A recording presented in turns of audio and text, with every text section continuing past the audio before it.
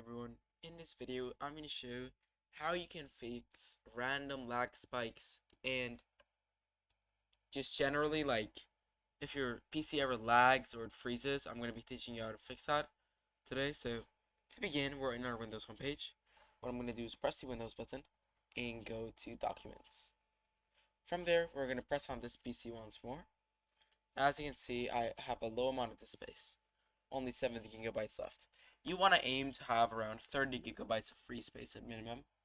That way your PC can run at its insured speed and isn't pressurized. So I do have to delete some stuff, but unfortunately I don't have anything to delete. So yeah. Anyways, next thing we're going to do is we're going to open this up.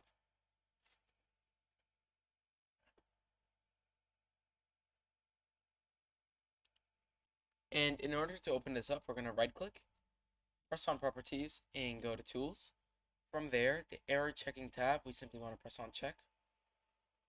And now, I'm not going to press this because it takes a long time, but this can help free up your PC so easily. So you're going to press on Scan Drive and it might take up to 15-30 minutes. So, yeah, do that. Afterwards, what we're going to do is we're going to come press on the Windows button once again, head over to Settings, then go to Update and Security. From there, go to Windows Security, press on Virus and Threat Protection, and you want to do a quick scan to make sure that there are 0 threats or Trojans, and if there are, you simply delete them. Afterwards, we're going to head back to Settings, the home of Settings. I'm sorry, I don't help. How do we go home? Alright. Oh, this is Windows Security, sorry. Yeah, home. And what you're going to do next is go to Update and Security once again. But this time we're going to go to Windows Update and press on Check for updates. From here, as you can see, first of all, it says this PC doesn't currently meet the minimum system requirements to run Windows 11.